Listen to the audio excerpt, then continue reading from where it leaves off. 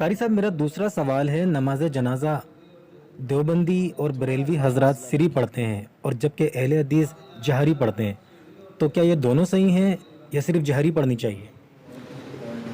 जी, वैसे तो दोनों साबित हैं रसूल अकरम सल्लल्लाहु अलैहि वसल्लम से, सिरी भी जहरी भी, लेकिन जहरी ज़्यादा बेहतर है। बेहतर इसलिए है कि एक तो चुप करके जो जनाजा पढ़ा जाता है, किसी को कुछ नहीं पता होता कि मौलवी ने कुछ पढ़ा है या मैयत को गालियां दी हैं। बाज़ दफ़ा मरने वाले ने मौलवी के पैसे भी देने होते हैं, ऐसा भी हो सकता है।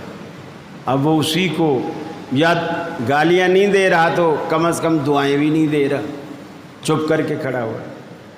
तो जारी पढ़ने से एक फ़ायदा तो ये है कि मौलवी जो कुछ कहेगा अच्छा ही कहेगा, क्योंकि ज़ोर से पढ़ना पड़ रहा है।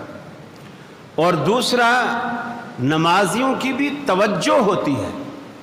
जब इमाम दुआएं मांगता है, दुआएं पढ़ता है, नमाजियों की तवज्जो होती है और उस तरफ ध्यान जाता है, दिल नरम होते हैं।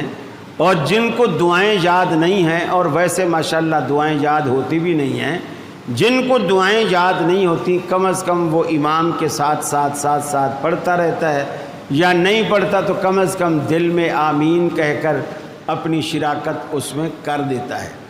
और जो दिल में पढ़ता है, किसी को कुछ नहीं पता चलता इमाम ने क्या पढ़ा है। हज़रत औफ बिन मालिक रसूलुल्लाह सल्लल्लाहु अलैहि वसल्लम के सहाबी हैं।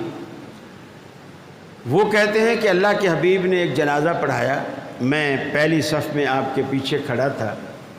जब आपने जनाजा पढ़ाया तो मैंने, जब अल्लाह के रसूल ने दुआएं पढ़ी और मैंने वो दुआएं सुनी, अल्लाहुम्मा अब्दिलहु दारन खैरम मिन दारिही व अहलन खैरम मिन अहलिही व ज़ौजन खैरम मिन ज़ौजिही, मैंने वो दुआएं सुनी तो मैं दिल में ये तमन्ना करने लगा, काश इस मैयत की जगह मेरी मैयत होती और रसूलुल्लाह सल्लल्लाहु अलैहि वसल्लम ये दुआएं मेरे लिए करते। फिर दूसरा काम फरमाया मैंने ये किया कि जो अल्लाह के रसूल बड़ी रिक्कत के साथ रो रो के जो दुआएं पढ़ रहे थे, मैंने वो दुआएं याद कर, जनाजे के अंदर याद कर। इसका एक मतलब तो ये है कि आप उस दुआ को कई मर्तबा रिपीट करते, एक एक दुआ को कई मर्तबा दोहराते, हत्ता कि साहबी को याद हो। और दूसरा, बुलंद आवाज से पढ़ रहे हैं।